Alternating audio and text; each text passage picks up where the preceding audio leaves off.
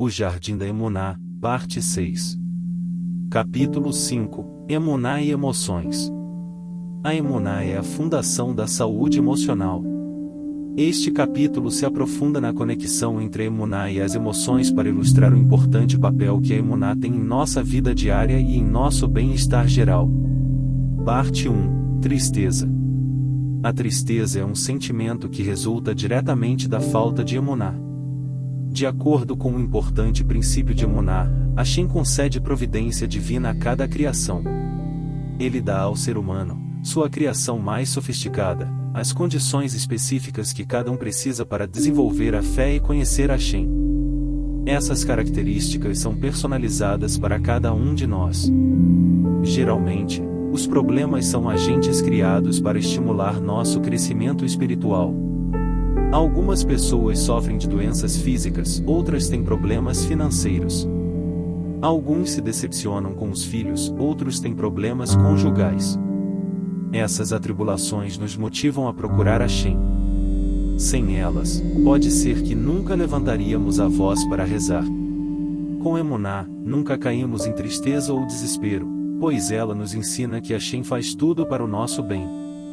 Aprendemos que nossas dificuldades na vida existem para o nosso bem, para nos aproximar de Hashem. Sem Emuná, porém, a vida nos apresenta vários motivos para tristeza e depressão. Como o estado de carência e imperfeição é inerente à criação, a vida nunca é exatamente como queríamos que fosse. Sem Emuná, ficaríamos tristes e decepcionados várias vezes ao dia, sempre que as coisas não dessem certo. Um soldado numa tropa de elite ou um atleta campeão encaram a dureza de seus treinamentos como uma oportunidade de crescimento para alcançar a excelência. Um integrante do time olímpico de boxe não chora se leva um soco no treino. Ao contrário, ele usa sua dor como uma oportunidade de aprendizado para melhorar seu desempenho. Do mesmo modo, quem tem Emuná não se entristece com as dificuldades da vida, mas faz com elas sejam trampolins para o crescimento espiritual. Quando as pessoas sem Emuná não conseguem o que querem, começam a se culpar ou a quem estiver por perto. E ficam tristes. Mesmo que tenham uma crença geral em Hashem, elas o acusam de torturá-las e persegui-las sem motivo. Com a consciência espiritual de que as dificuldades da vida são a maneira de Hashem nos aproximar dele, nunca afundamos em tristeza ou em desespero. Aproveitamos a situação ruim para a reza e techuvá, superando as dificuldades e chegando, ao final, mais perto de Hashem. Testes e problemas são os recipientes espirituais ideais para uma aproximação com Hashem. Eles são como fogo, quando controlado adequadamente. O fogo é uma excelente fonte de energia para cozinhar, aquecer e curar. Do mesmo modo, testes e atribulações dão a energia espiritual que pode nos impulsionar para mais perto de Hashem. Não há comparação entre uma pessoa que conseguiu força espiritual e emocional e se aproximou de Hashem por meio de testes e atribulações e uma pessoa acostumada a uma vida fácil. Enquanto a primeira possui uma forte defesa espiritual e emocional e pode lidar com as mais difíceis situações, a última fica estressada e ansiosa em vista da menor dificuldade. É por isso que as companhias de remédios estão fazendo bilhões de dólares com uma geração estragada que não tem Emuná.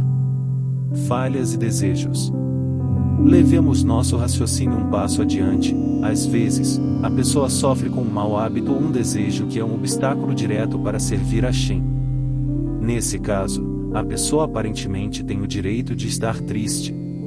Ela se pergunta: como posso ser feliz se tenho esse desejo por certas coisas que vão contra a vontade de Hashem? Alguns sentem vontade de fumar no Shabat, outros desejam um cheeseburger. Pessoas assim se sentem tristes e culpadas por não conseguir superar seus desejos. A boa notícia é: Hashem criou a vontade de cheeseburger, cigarros no Shabat ou qualquer outra coisa que o corpo deseje. A Emuná nos ensina que apetites físicos, como tudo na vida, vêm de Hashem. Ele coloca um desejo específico em uma pessoa para direcioná-la na retificação necessária de sua alma. Por exemplo, se em uma vida passada a pessoa não cumpriu o mandamento de não cozinhar ou comer carne com leite, nesta encarnação ela pode ter um grande desejo de comer cheeseburger. Por quê? Superar a vontade de comer cheeseburger, ou qualquer outra combinação de carne com leite, é a missão de sua alma na terra. Com Emuná, ela fica feliz pela oportunidade de se retificar.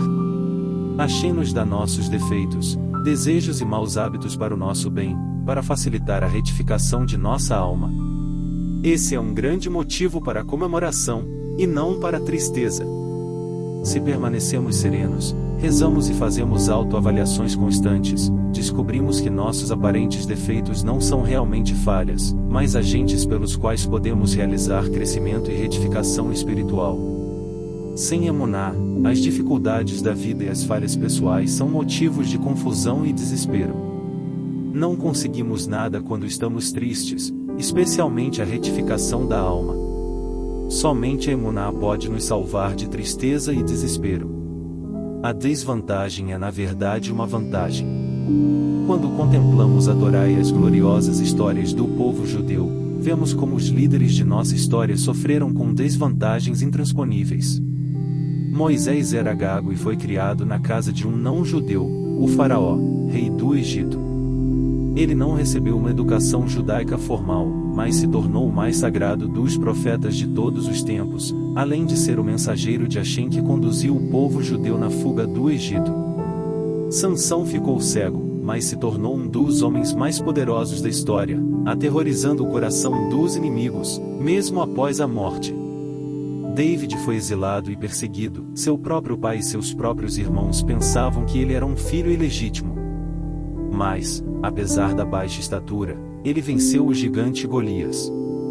Além disso, foi escolhido para substituir Saul, um homem de qualidades perfeitas, como rei de Israel e escolhido de Hashem. Uma mulher fraca e insignificante, Yael, esposa de Eber, o queneu, salvou Israel das mãos do poderoso Sisera. O Magir de Meserite que tinha um problema no pé esquerdo, mas se tornou o tzadik da sua geração e o sucessor do santo Baal Shem Tov. Abai, o sábio talmúdico cujo nome está escrito em quase todas as páginas do Talmud, era órfão. Seu pai morreu antes de ele nascer e sua mãe morreu no parto. Essas dificuldades tão duras não o impediram de se tornar um dos principais sábios de Israel de todos os tempos. A continuação dessa lista é longa e exaustiva. Poucos são os nascidos em berço de ouro na história judaica. Os exemplos anteriores nos ensinam que desvantagens pessoais não impedem o nível de conquista de uma pessoa. Ao contrário, aqueles que passam por dificuldades desenvolvem uma capacidade mais forte de perceber o seu potencial. Esse conceito fica claro quando observamos um levantador de peso. Seus músculos são o resultado de uma exposição extrema a estresse e esforço. No plano espiritual, pessoas com desvantagem são humildes. Elas têm de rogar a Hashem por assistência para superar suas falhas. Ao incluir Hashem em sua vida, elas têm um progresso muito maior do que as pessoas que, mesmo sem falhas, não o incluem. Portanto, a desvantagem é na verdade uma vantagem porque serve de agente para nos aproximar de Hashem. Supliquei das profundezas. Uma pessoa com problemas, que esteja sofrendo, oprimida ou perseguida, deve se apoiar em sua emuná para continuar seguindo em frente. Em física, toda ação provoca uma reação proporcional e inversa. Em espiritualidade vale o mesmo. Quanto maiores as dificuldades da vida, mais precisamos nos apegar a Hashem. Quanto mais nos fiamos em Hashem, maior o ganho espiritual. Sofrimentos e atribulações são como portais para o ganho espiritual. Se uma pessoa fosse sempre bem-sucedida em tudo, sem nenhum problema na vida, provavelmente nunca procuraria Hashem. Pessoas assim facilmente ficam arrogantes, e a arrogância é uma barreira de ferro que nos separa totalmente da luz de Hashem. Por outro lado, quanto mais anulamos nosso ego, mais nos tornamos recipientes adequados para a iluminação divina. A emuná se manifesta por meio de coragem. Quanto mais sentimos a presença de Hashem, menos tememos algo ou alguém. O rei David expressa lindamente esse conceito no Salmo 23, quando diz: ainda que eu siga pelo vale das sombras da morte, nada temerei, pois tu estarás comigo.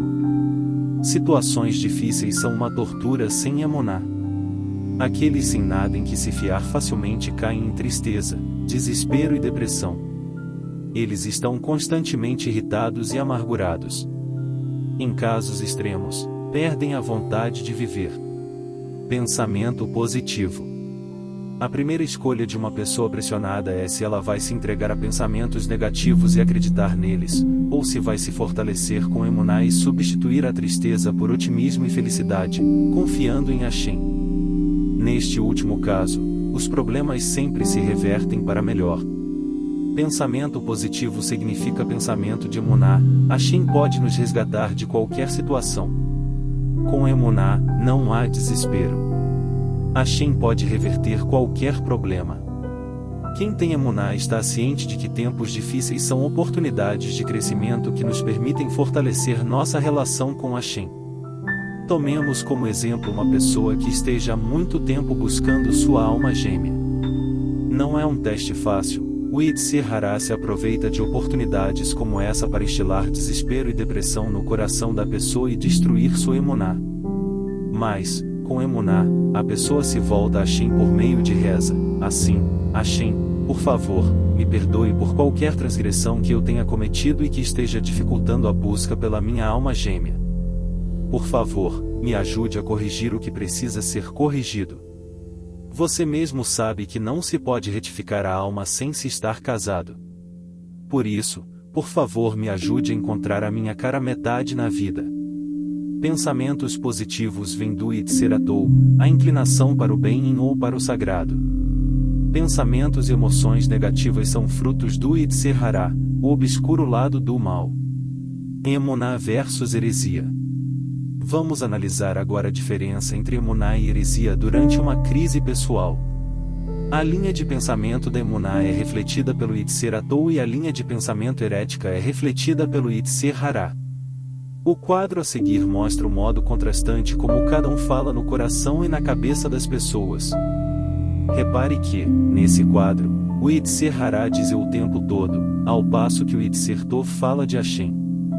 O Yetzer Hará infla a pessoa com egoísmo, desespero e heresia, enquanto o Yetzer Tov dá emuná, motivação e otimismo. Use esse quadro para colocar seus próprios pensamentos sobre os desafios que você está encarando no momento e veja qual é a força dominante em sua vida. Tristeza, uma inimiga. Sempre que superamos um problema com emuná e otimismo, saber que tudo vem de Hashem e que tudo é para o bem, facilmente vencemos sentimentos de tristeza, depressão e preocupação, que servem apenas para piorar as coisas. Tomemos como exemplo um casal. O marido tem de fazer sua esposa feliz. Se ele vê que ela está para baixo e por isso ele também fica deprimido, o problema se agrava. Se o marido fica melancólico, a presença divina vai embora e ele perde a ajuda de Hashem. O lar se torna uma área de desastre. Mas quando o marido enxerga uma situação delicada como um teste de fé, que o fará crescer em Teshuvá e emuná, ele não se permite cair na armadilha do desespero. Ele destrói a tristeza, sua inimiga, pedindo a ajuda de Hashem, fortalecendo sua emuná e sorrindo para a esposa com otimismo. O sorriso, além de motivador, é contagiante. Mágoas ou emuná. O Rebbe Nachman de Breslev descreve a tristeza como a reclamação de quem está com raiva de Hashem porque não conseguiu o que queria. A raiva expressa a falta de emuná, quando não reconhecemos que a providência divina de Hashem existe para o nosso bem.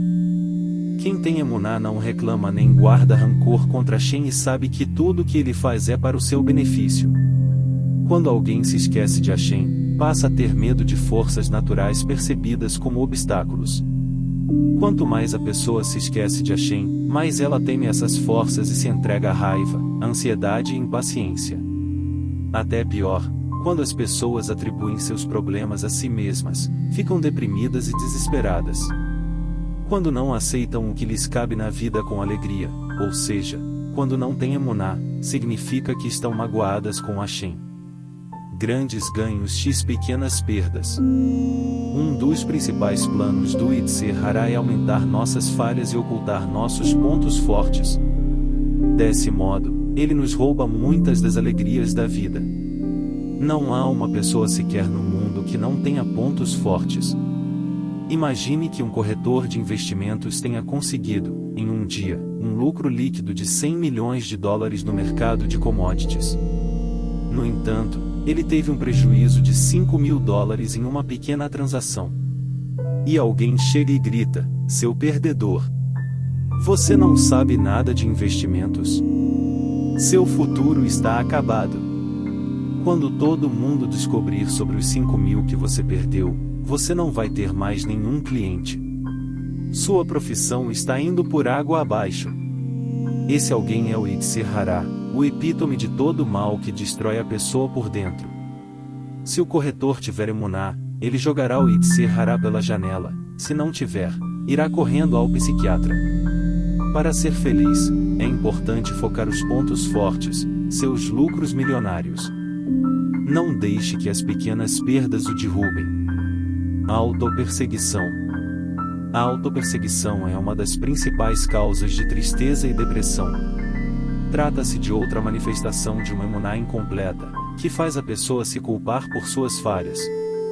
Podemos nos perguntar: como posso ser feliz quando fracasso? A resposta é simples: com emuná, encaramos uma dificuldade dizendo que isso é o que Hashem quer e que tudo é para o bem. Vamos analisar um exemplo. Uma mulher está casada há 8 anos, mas ainda não foi abençoada com filhos. Sem emuná, ela começa a se perseguir de todos os modos, como: não sou normal, não mereço filhos.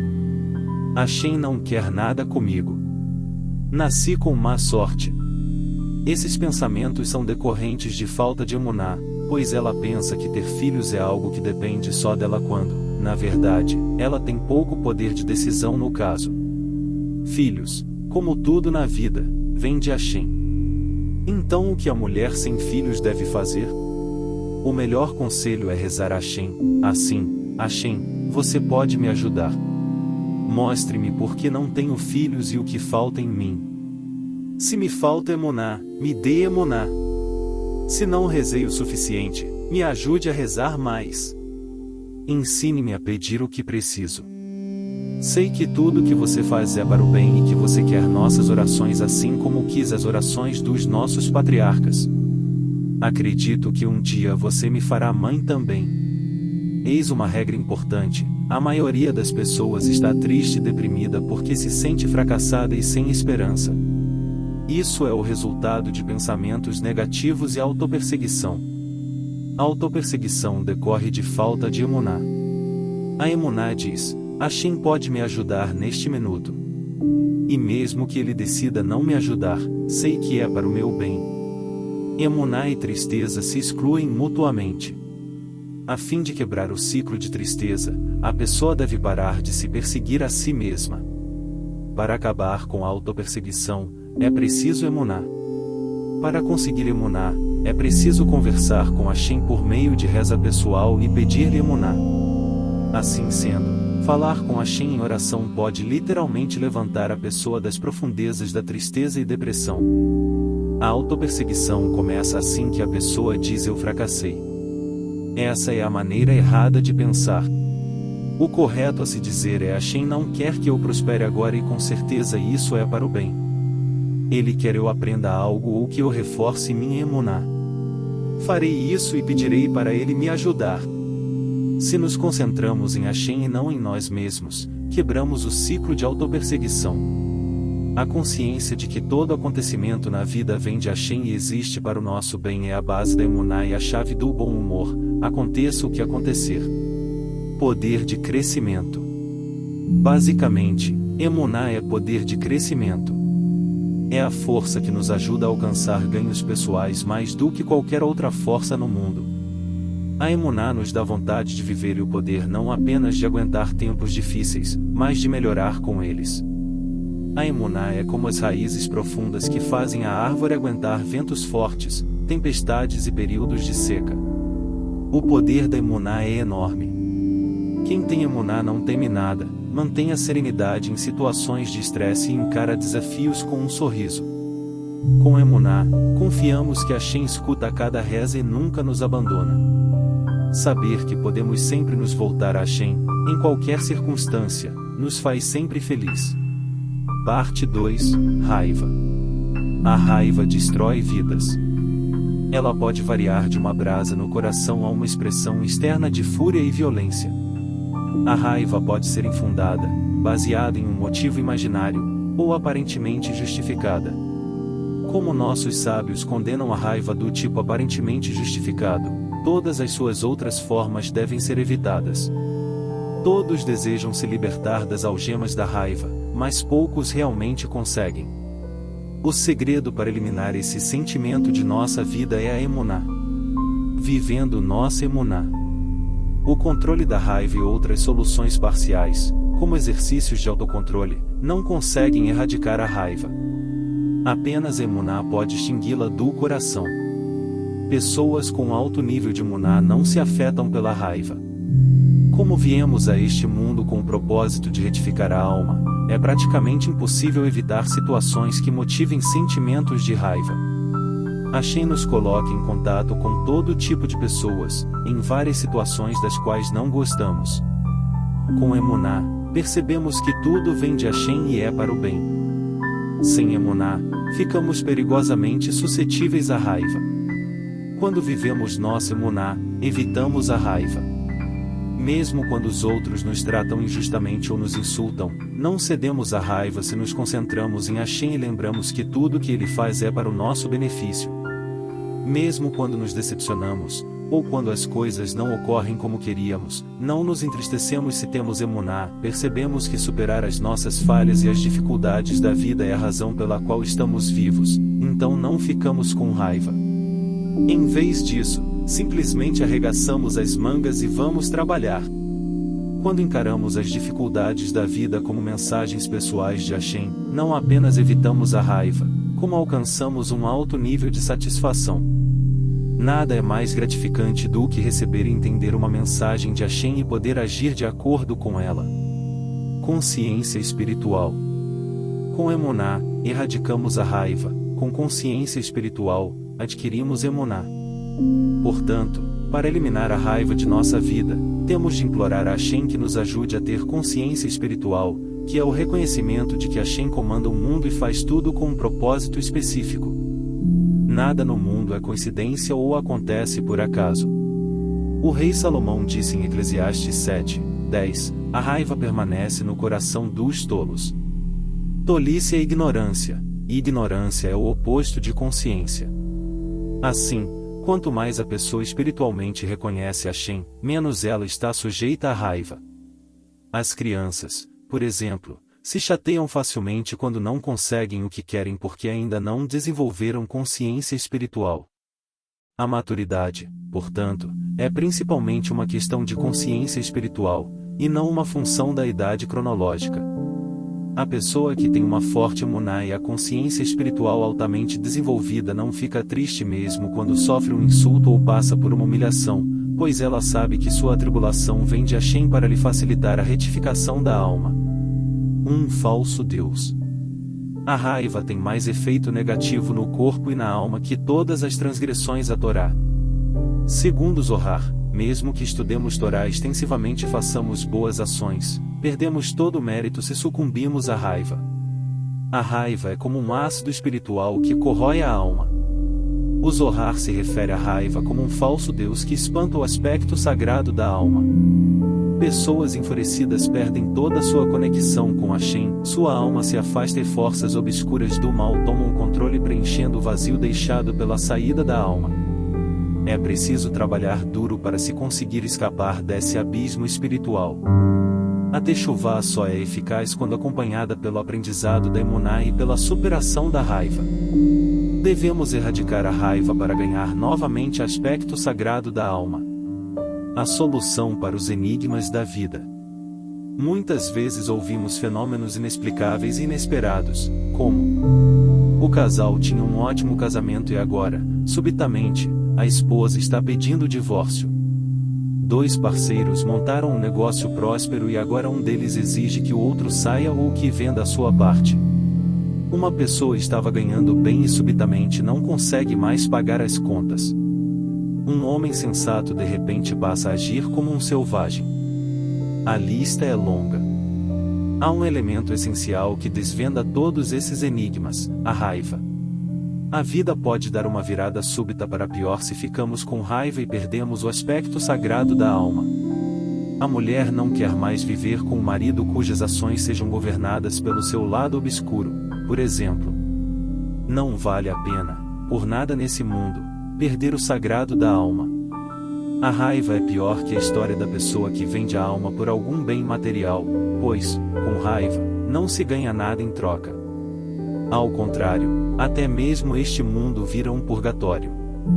Pureza do coração. A única maneira de se purificar um coração furioso é aprender e reaprender os princípios da emuná.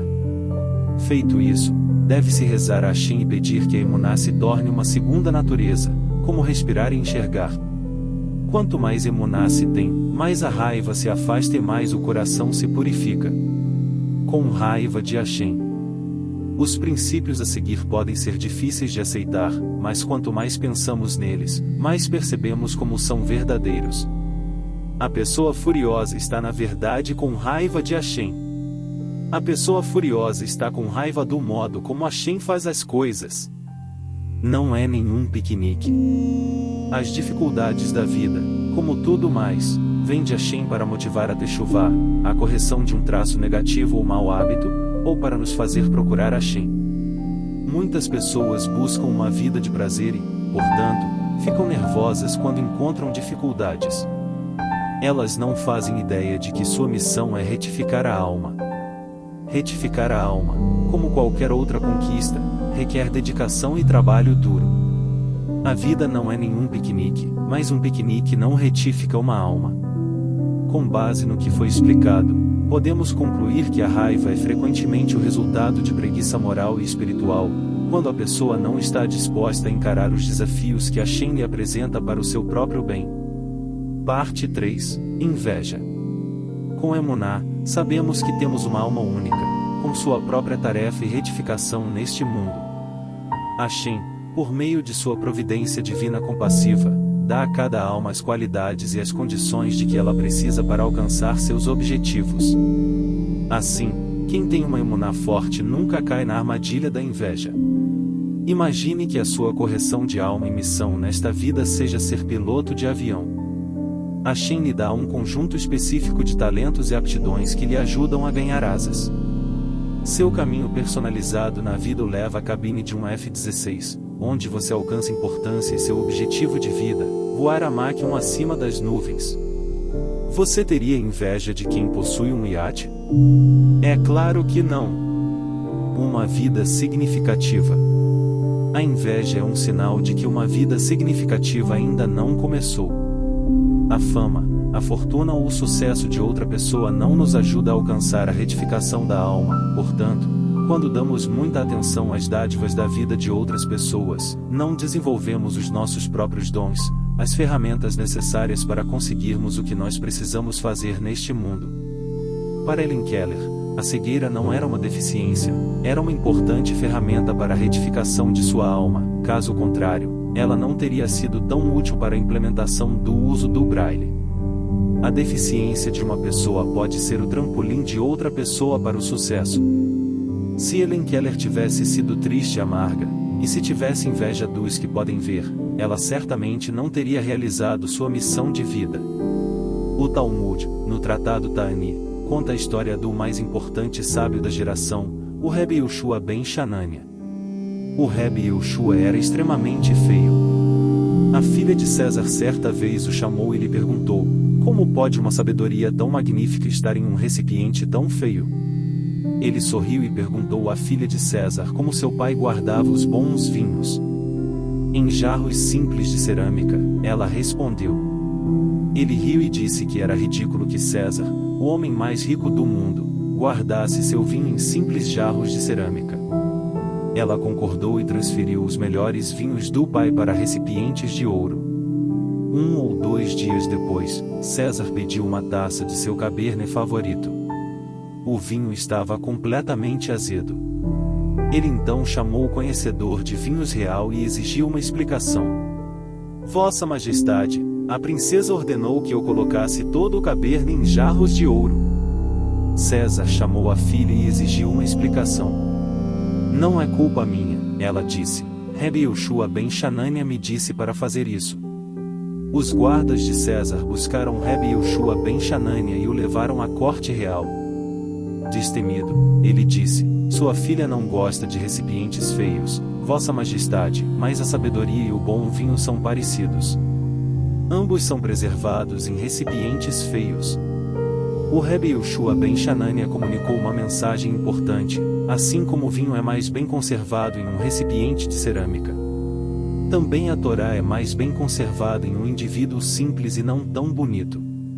Tal pessoa fica longe do orgulho, da arrogância e da vaidade.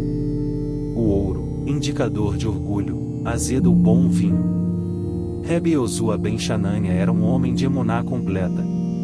Ele sabia que sua feiura não era um defeito, mas uma importante qualidade necessária para a realização de sua missão neste mundo. A deficiência de uma pessoa pode ser uma ferramenta valiosa para a retificação da alma de outra pessoa. Se Rabi Yoshua ben Chanania tivesse inveja de pessoas bonitas, e se tivesse desperdiçado seu tempo em busca de perfeição física, ele teria se tornado um indivíduo amargo e frustrado, e teria perdido a oportunidade de se tornar uma das grandes mentes de todos os tempos. Quando seguimos nosso verdadeiro propósito na vida, não há espaço para a inveja. Concentre-se em sua missão, concentre-se em sua missão na vida. Use suas ferramentas completamente. Se você nasceu baixo, não tenha inveja dos jogadores da NBA, não é seu trabalho jogar basquete profissional. Olhe atentamente o que você faz melhor e desenvolva as ferramentas especiais que Hashem lhe deu. Se você tem inveja de alguém, não está se concentrando na sua tarefa específica. Volte ao trabalho. O teste da pobreza. Frequentemente surge a pergunta por que Hashem faz uma pessoa ser pobre. Provavelmente o pobre precisa de uma retificação que envolva humildade, emuná, confiança em Hashem e reza constante. A pobreza é a condição certa que ajuda algumas pessoas a adquirir essas características maravilhosas. Se fossem ricas, essas pessoas provavelmente nunca rezariam e depositariam sua confiança nos bens materiais, e não em Hashem. O teste da pobreza não é fácil. No entanto, ser pobre é um sinal claro de que a pobreza é o caminho pessoal para uma aproximação a Hashem. Com emuná, a pessoa não tem inveja da riqueza dos outros, nem recorre a transgressões para tentar obter mais dinheiro. Com emuná, o pobre sabe que sua situação atual é para o seu próprio bem. Quando o pobre fica com inveja do vizinho rico, ele não se concentra em sua missão de vida. Se fosse rico, provavelmente sentiria um enorme vazio espiritual porque não estaria realizando a retificação de sua alma com emuná, confiança em Hashem e reza constante. O teste da riqueza. O desafio do rico é desenvolver generosidade, humildade e confiança em Hashem apesar de seu poder e riqueza. Assim, a riqueza constitui um teste mais difícil que a pobreza. É muito mais fácil para o pobre ter esperança em Hashem. O rico deve compreender que Hashem não lhe deu dinheiro e poder para que ele apenas alimente seus próprios desejos materiais. Hashem espera que ele supere o egoísmo e a mesquinharia naturais ao ser humano e faça atos de caridade e benevolência. Essa não é uma tarefa fácil. Espera-se que o rico apoie causas nobres como o estudo da Torá e projetos judaicos de Kiruv, e não que use os presentes de Hashem para satisfazer seus próprios prazeres egoístas. Algumas pessoas ricas conseguiram dinheiro ilegalmente em uma vida passada. Nesta vida, elas têm a oportunidade de se corrigir ajudando os necessitados. É provável que elas estejam apenas devolvendo a um pobre o que injustamente lhe roubaram em uma vida passada. Portanto, o rico deve se acostumar a doar o máximo possível. A escolha não é nossa. É ridículo ter inveja do sucesso de outra pessoa. O sucesso material e profissional está nas mãos de Hashem, e não no campo de nossas escolhas. Então, por que ter inveja de alguém? Nossa única escolha é se cumprimos os mandamentos de Hashem ou não, se fazemos o bem ou não. O Rabi Yosef de Bagdá conta a história do rico que era invejado por toda a cidade. O rico temia que alguém lhe colocasse olho gordo, então decidiu fazer um investimento ridículo que lhe causaria perdas subsequentes, para que os outros não tivessem mais inveja. Mas ele lucrava independentemente do modo como investia seu dinheiro. O rico reclamou a seu rabino, que respondeu: não é você que decide se vai ter sucesso ou fracasso. É Hashem que decide. O contrário também é verdade. O grande sábio espanhol Ibn Ezra tentou de tudo para ganhar dinheiro, mas independente do que fazia, ele sempre fracassava. Se eu tenho de ser pobre a vida toda, para que trabalhar? É melhor ir estudar Torá. Ibn Ezra dedicou sua vida à Tora. Ele estava destinado a escrever alguns dos comentários bíblicos mais importantes da história. Se tivesse dedicado a vida ao comércio, as gerações seguintes não se beneficiariam da profundidade de sua sabedoria. Não sabemos nada. Por que olhar para os outros com inveja? Você pode estar muito mais próximo a alcançar a retificação de sua alma.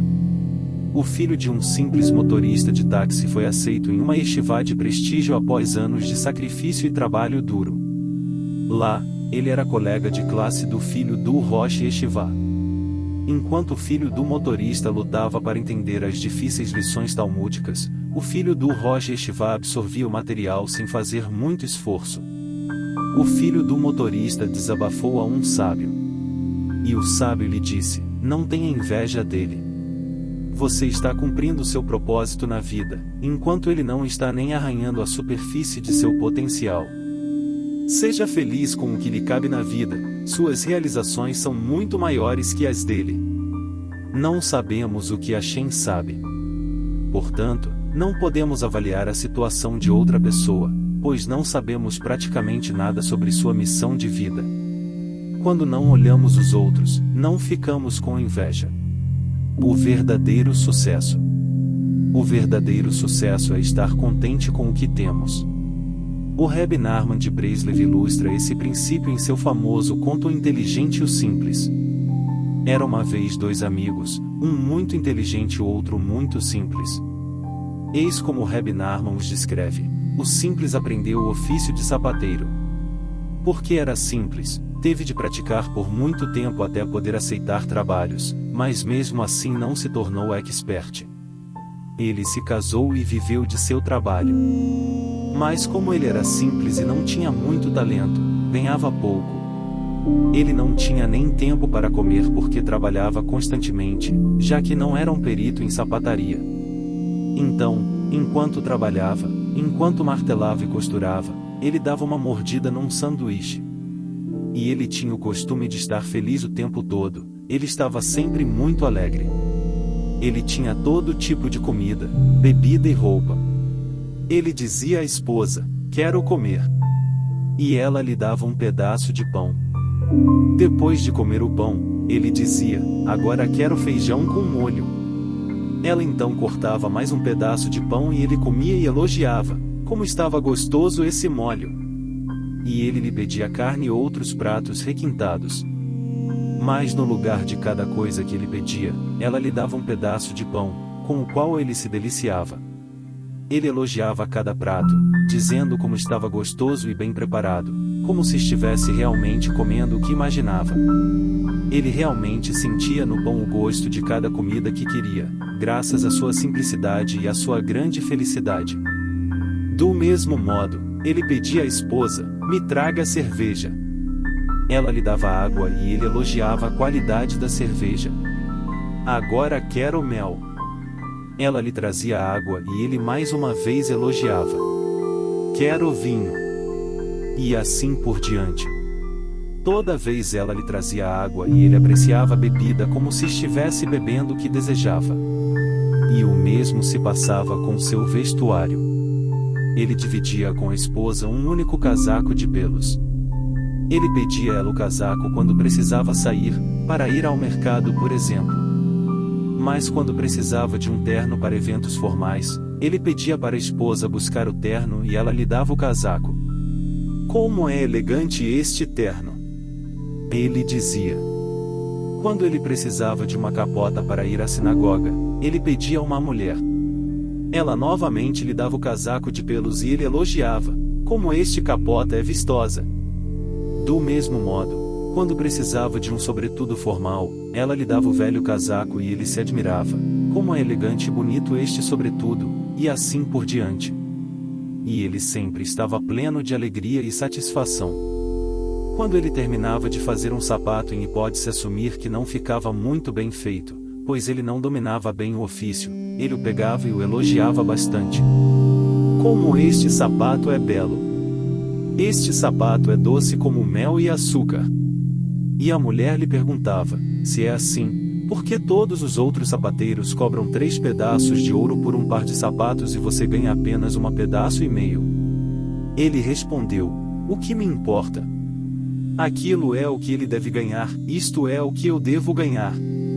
Por que temos de falar dos outros? Por que não fazemos uma estimativa do lucro direto que eu faço com um par de sapatos? O couro custa tanto, o cadarço custa tanto e os outros materiais custam tanto.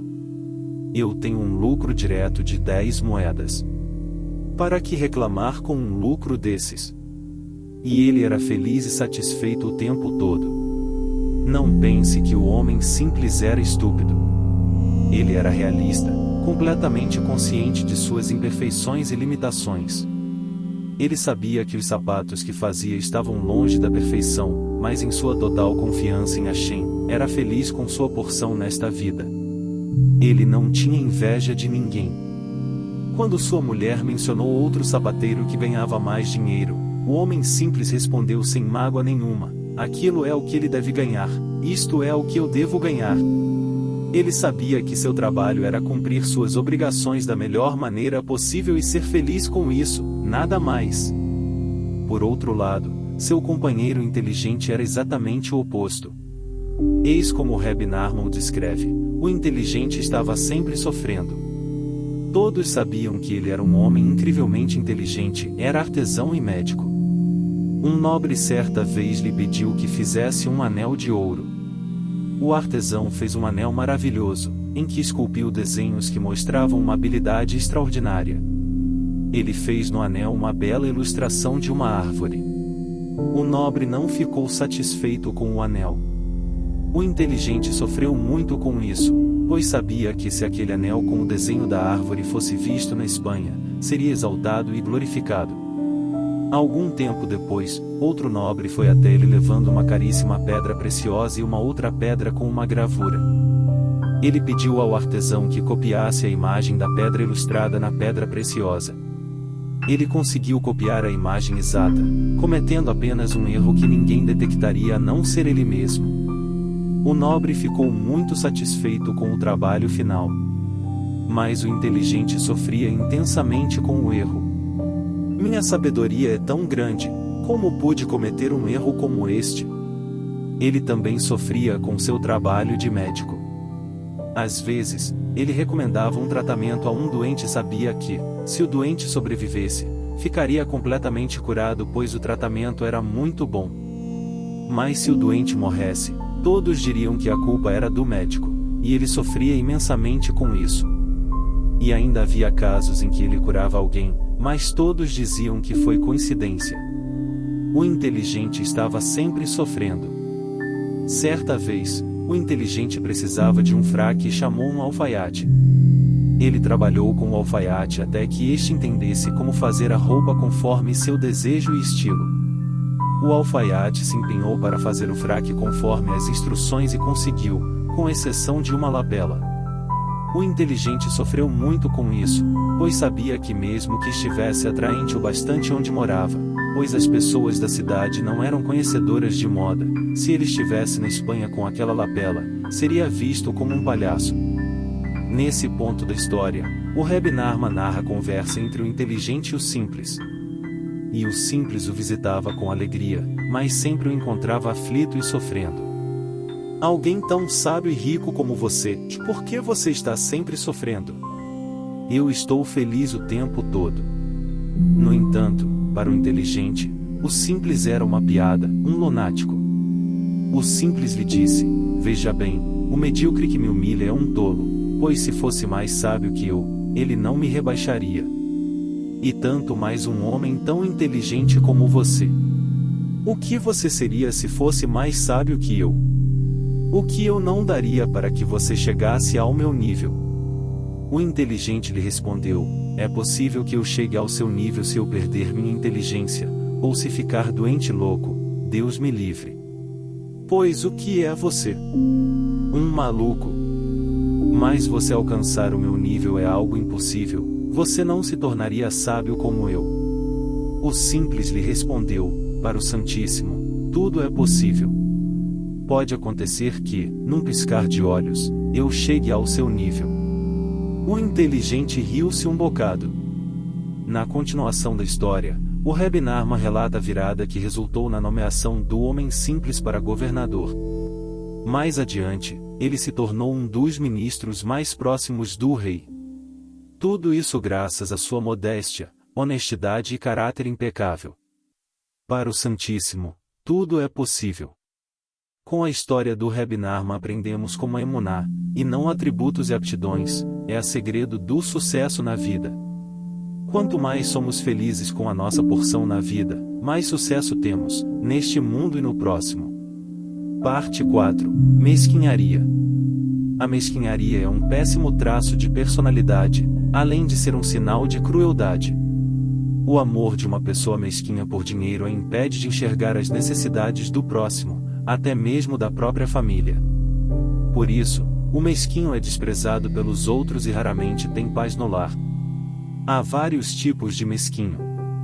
Mesquinho com os outros, mais generoso com a própria família. Mesquinho com a própria família e generoso com estranhos. Esse é o tipo de pessoa que faz caridade por prestígio e publicidade. Mesquinho com todos, mais generoso consigo mesmo. Mesquinho com todos, inclusive com ele mesmo. Esse é o tipo de pessoa que acumula dinheiro e acaba perdendo tudo ou deixando tudo aos outros. O bom marido. Um dos exemplos mais trágicos de mesquinharia é o do marido avarento. A mesquinharia é uma expressão dupla de crueldade e insensibilidade. O marido mesquinho é cruel com a esposa e com os filhos e é insensível às suas necessidades e sentimentos. Qualquer gasto na casa desperta a sua fúria. Não há maior tristeza para uma esposa do que um marido mesquinho. De acordo com a Kabbalah, a saúde da alma de uma mulher depende de como o marido a trata. Quando o marido é pobre e não tem recursos para prover a esposa com fartura, ela se entristece. Mas quando ele dispõe de recursos e mesmo assim não é generoso, ela murcha como uma planta não regada. E quando ele diz não às necessidades da esposa, mas compra o que deseja para si próprio, ela se torna sua inimiga. Segundo o Talmud em Tratado Bava Metzia, 59ª, o marido que honra a esposa enriquece. Se o homem é esperto, ele aprecia a mulher, compra para ela o que puder e nunca a critica por seus gastos. Assim como honrar a esposa traz riqueza, ficar com raiva dela traz prejuízo. Os sábios também ensinam em Flule 84b que um homem deve comer e beber menos do que pode gastar, vestir-se conforme o que pode gastar e honrar a esposa com mais do que pode gastar. Essa é a única mitzvah na Torá que requer que a pessoa gaste mais do que tem. Até mesmo em uma mitzvah tão importante como honrar o Shabbat, o Talmud diz que se deve evitar esbanjar na comida se isso significa pegar dinheiro emprestado em Tratado Pesachim 112a. Se o homem não pode comprar o que a mulher deseja, ele deve rezar e pedir a Hashem que o ajude a suprir as necessidades da esposa e a fazê-la feliz. Se um homem reza pela felicidade da esposa como reza pela própria saúde, Hashem certamente lhe dará os recursos para satisfazê-la. Se a esposa pede algo ao marido e ele não pode atender ao pedido, ele nunca deve dizer não. Em vez disso, deve prometer que, com a ajuda de Hashem, ele se esforçará ao máximo para atender ao pedido assim que puder. O marido deve completar seus esforços com reza. Quanto mais, melhor. Quando Hashem vê que o marido é sincero quanto ao desejo de honrar a esposa, ele responde às suas orações. Dinheiro não dura. Não se pode depender do dinheiro. Todos conhecemos histórias de gente rica que acabou morrendo miserável, depois de uma vida acumulando dinheiro, tudo foi perdido. Por Por outro lado, há muitos casos de ricos que ficaram tão doentes a ponto de não poder aproveitar o dinheiro. Um ditado popular em hebraico caçoa daqueles que sacrificam a saúde em busca de dinheiro, e então acabam sacrificando o dinheiro em busca de saúde. De qualquer modo, o dinheiro não dura. Todas as despesas pagas. Com Emuná, acreditamos que Hashem irá suprir todas as nossas necessidades em nosso serviço a Hashem, roupa, comida, moradia etc. Com Emuná, sabemos que enquanto Hashem nos quiser vivendo neste mundo, Ele irá cobrir nossas despesas. Hashem é o chefe que provê todas as despesas pagas. Hashem se alegra quando você está feliz. A pessoa que tem Emuná acredita que, assim como Hashem supre as suas necessidades hoje, Ele continuará a prover amanhã. Por isso, ela usa o dinheiro que Hashem lhe dá, especialmente no serviço a Hashem. Com Emuná, sabemos que Hashem nos deu dinheiro para educar nossos filhos em escolas de Torá, comprar um belo par de tefilim e comprar para a esposa roupas novas para as festas. Hashem não nos manda dinheiro para ficar acumulando juros no banco. Com Emuná, não temos medo de botar a mão no bolso para um gasto extra, principalmente para mitzvot como caridade, apoio a instituições de Torá e programas judaicos de Kiruv.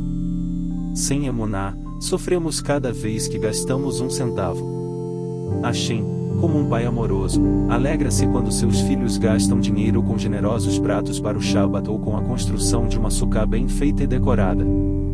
Quando Hashem vê que seus filhos confiam nele e usam o dinheiro para o cumprimento de suas mitzvot, ele dá mais e mais. Mas quando Hashem vê que seus filhos sofrem cada vez que gastam um centavo, ele também fica decepcionado. Despesas reembolsáveis. As despesas com mitzvot são reembolsáveis. Nossos sábios ensinam que mesmo que uma quantia anual nos seja pré-designada, despesas com Shabbat, feriados e educação em Torá para nossos filhos são incluídas nos bônus. Gastos com mitzvot são como tirar leite de vaca, quanto mais se ordenha, mais leite sai. Assim, Hashem devolve o dinheiro que gastamos com mitzvot. Ademais, o Talmud afirma em Tratado Shabbat, 119ª, que aquele que dá o dízimo à caridade ficará rico. Hashem tem compaixão por aqueles que têm compaixão pelos outros. Um procurador leal. Com Emuná, sabemos que nosso dinheiro não é nosso, mas de Hashem. Hashem nos deixa investir o dinheiro que Ele nos dá para render dividendos. Por exemplo, quando convertemos nosso dinheiro em mitzvot e estudo de Torá, ele se eleva do estado material para o espiritual. Hashem considera isso um bom uso do dinheiro e fica feliz em nos dar mais, já que agimos como um procurador leal que sabe como investir adequadamente. Hashem não tem satisfação em ver a pessoa mesquinha juntar e não usar o dinheiro.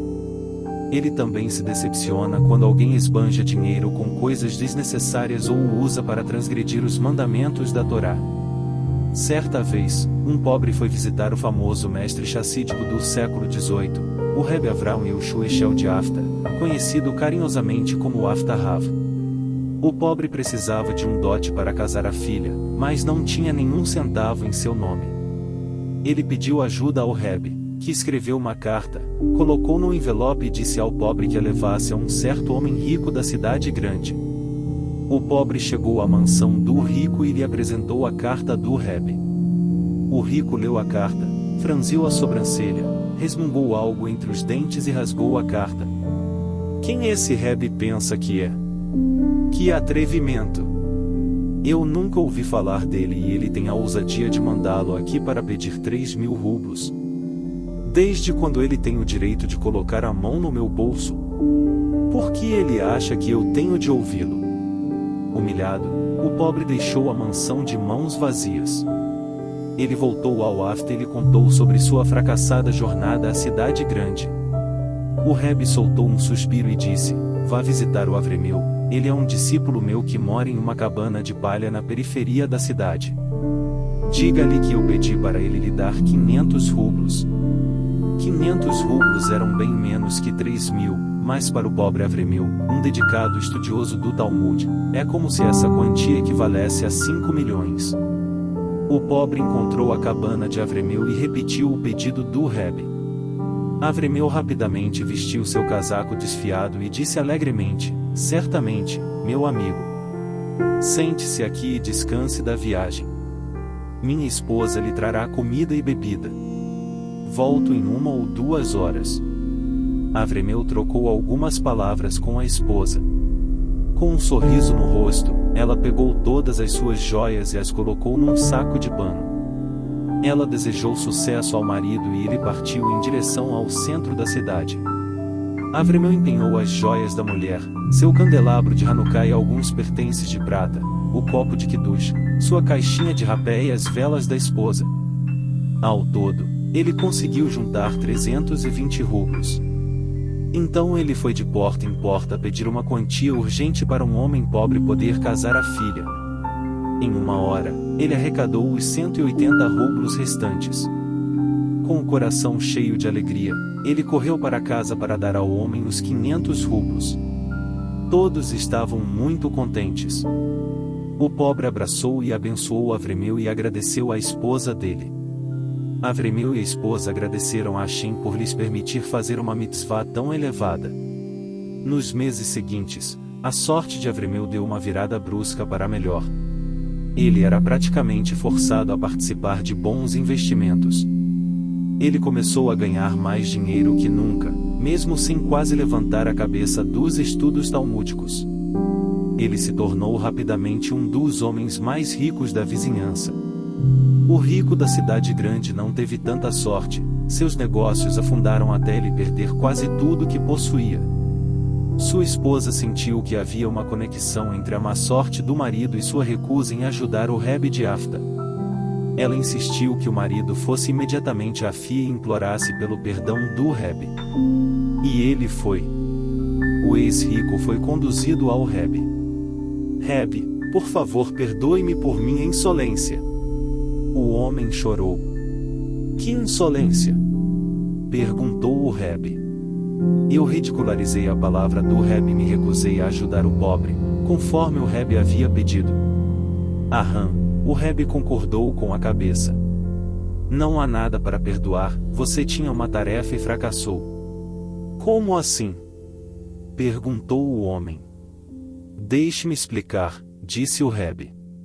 A minha alma estava destinada a vir a este mundo como uma pessoa rica. Eu argumentei diante do trono celeste que a riqueza só me distrairia de devotar minha vida ao estudo da Torá e ao serviço a Hashem. Meu apelo foi aceito com a condição de que eu encontrasse outra alma disposta a ser guardiã de minha fortuna. Eu escolhi você. A sua fortuna na verdade é minha. Então, quando eu lhe pedi para dar ao pobre homem os 3.000 rublos, para que ele tivesse recursos para casar a filha, eu estava lhe pedindo o meu próprio dinheiro. A sua recusa mostrou que você não era mais confiável para guardar o meu dinheiro, então você o perdeu. Meu discípulo Avremeu se tornou o guardião em seu lugar. Rebbe, por favor, tenha dó de mim, implorou o ex-rico. Por favor, me consiga uma quantia mínima para que eu e minha esposa não morramos de fome. Avremeu ficou mais que feliz em atender ao pedido do Rebbe de mandar uma quantia mensal ao ex-rico da cidade grande. Afinal, Avremeu disse a si mesmo: o dinheiro não é meu, sou apenas um guardião. Em suma, outros sentimentos. A mesquinharia é resultado direto de falta de emuná. A emuná é a única maneira de se extinguir a raiva, tristeza, depressão e inveja. Do mesmo modo, a emuná tem o poder de superar qualquer traço ou comportamento negativo. Veja como, em poucas palavras. Arrogância. Com emuná, não podemos ser arrogantes, sabemos que todo nosso sucesso vem de Hashem. Gula. Com a emuná de que Hashem nos sustenta, não comemos mais do que precisamos. Confiança. Com emuná, temos a confiança de que Hashem sempre proverá. Adulação. Com emuná, não é preciso temer ou adular nenhum outro ser humano no mundo, não importa quão aparentemente poderoso ou influente ele possa ser. Difamação. Com emuná, não dizemos uma palavra sequer sobre outra pessoa. Deixamos o julgamento dos outros a cargo de Hashem. Argumentação. Se acreditamos que todos os nossos testes e problemas vêm de Hashem, não perdemos tempo com discussões. Paciência. Com Emuná, temos paciência conosco e com os outros, pois sabemos que tudo acontece conforme a providência divina de Hashem. Este capítulo serve de base para o desenvolvimento e aperfeiçoamento de caráter. Os princípios relativos aos sentimentos de tristeza, raiva, inveja e mesquinharia que discutimos detalhadamente são capazes de nos ajudar a superar qualquer outro traço negativo. Quando nos livramos de emoções negativas, podemos ter uma vida doce e gratificante, neste mundo e no próximo. Se esse conteúdo te ajudou de alguma forma a melhorar teu estado de ânimo, ou mesmo, de te dar ensinamentos relevantes para o teu crescimento espiritual e material, te peço que você contribua com o fortalecimento desse canal, deixando a sua curtida e algum comentário abaixo, para que a plataforma possa entender que esse material é relevante, e poderá ajudar também outras pessoas. Conto com você, e até o próximo vídeo. Fique em paz. Que Deus te abençoe.